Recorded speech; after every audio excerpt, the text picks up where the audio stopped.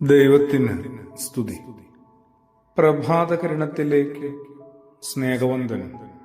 ഭാഗം 2173.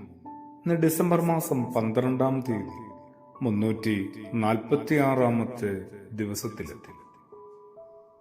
ക്രൂരമായ ചമ്മട്ടിയടികളേറ്റ് നുറുങ്ങിയ ശരീരത്തോടെ എല്ലാവരാലും കുറ്റാരോപിതനായി അവനെ ക്രൂശിക്കുക എന്ന ആക്രോശങ്ങളാൽ മുഖരിതമായ ആ അന്തരീക്ഷമുണ്ടല്ലോ. ന്യായാധിപന്റെ മുമ്പിൽ നിർത്തപ്പെടുമ്പോഴും പതറാതെ നിൽക്കാൻ മനുഷ്യപുത്രന് എങ്ങനെയാണ് ഇത്രത്തോളം ആത്മബലമുണ്ടായത്? മണ്ണിൽ നടത്തപ്പെടുന്ന ഒരു വിധി തീർപ്പുകളും ശാശ്വതമല്ലെന്നും യഥാർത്ഥ നീതിയുടെ വിധി വിണ്ണിൻ്റേതാണെന്നും സ്വർഗത്തിൻ്റെതാണെന്നും ഉത്തമ ബോധ്യമുള്ള ഒരാളാണല്ലോ ക്രിസ്തുയേശു. യോഹന്നാൻ ശ്ലീഹായുടെ സുവിശേഷം 19-ാം അധ്യായത്തില് യേശുവിൻ്റെ അതിമനോഹരമായ അതിഗഹനമായ ഒരു വചനമൊഴിയുണ്ട്. ഉന്നതത്തിൽ നിന്ന് നൽകപ്പെട്ടിട്ടില്ലായിരുന്നെങ്കിൽ എൻ്റെ മേൽ ഒരധികാരവും നിനക്കുണ്ടാകുമായിരുന്നില്ല. മുഖത്ത് നോക്കിയാണ് പറഞ്ഞത്, അതും സർവാധിപനായി നിൽക്കുന്ന പീലാത്തോസിനോട്. സ്വർഗം ചില പദ്ധതികൾ ഓരോരുത്തരെ കുറിച്ചും വിഭാവനം ചെയ്തിട്ടുണ്ട്.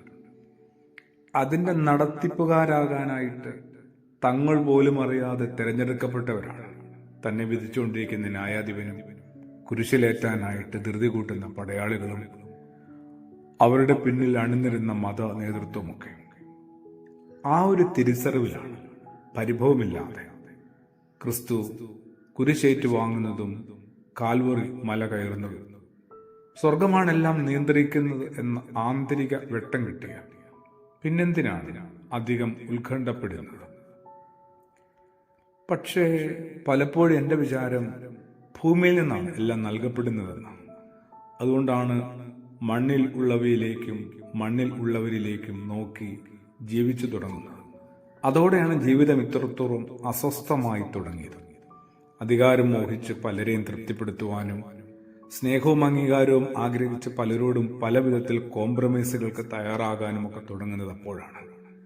അർഹിക്കുന്നത് കിട്ടുന്നില്ല എന്ന് തോന്നുമ്പോഴും തനിക്ക് ലഭിക്കേണ്ട പരിഗണന മറ്റൊരാൾ സ്വന്തമാക്കുന്നു എന്ന് കരുതുമ്പോഴും പരിഭവങ്ങളാവുന്ന ജീവിതം നിറയെ, പരാതികളാവുന്ന ജീവിതം നിറയെ ജീവിതത്തിന്റെ ശോഭ മങ്ങിത്തുടങ്ങുകയും ചെയ്യും. എപ്പോഴാണ് നമ്മൾ തിരിച്ചറിയുക, ഞാൻ സ്വീകരിച്ചതെല്ലാം അങ്ങയുടെ കൃപയിൽ നിന്ന് മാത്രമായിരുന്നു, സ്വർഗത്തിന്റെ ദാനമായിരുന്നു ഞാൻ സ്വീകരിച്ചതെല്ലാം എന്ന് എപ്പോഴാണോ ഞാൻ തിരിച്ചറിയുന്നത്, അപ്പോഴാണ് എൻ്റെ ജീവിതത്തിൽ ശരിയായ വിധത്തിൽ ക്രിസ്തു ജനിക്കുക. അതെ, സ്വർഗത്തിൽ നിന്ന് ദൈവം ഭൂമിയെ അന്വേഷിച്ചതിന്റെ ഓർമ്മയാണ് ക്രിസ്തുമസ്. സ്വർഗത്തിൽ നിന്ന് ദൈവം ഭൂമിയിലെ മനുഷ്യരെ ഓർത്തതിന്റെ ഓർമ്മയാണ്, മനുഷ്യരെ തേടിയിറങ്ങിയതിന്റെ അനുസ്മരണമാണ്. അങ്ങനെയാണെങ്കിൽ ദൈവം എന്നെയും തേടിയിറങ്ങിയതിൻ്റെ ഒരു ഓർമ്മയാണ്. അങ്ങനെയാവാനായിട്ട് ഞാൻ എന്നെ തന്നെ ഒന്നും കൂടി ഒരുക്കി പാകപ്പെടുത്തട്ടെ. ആമേൻ.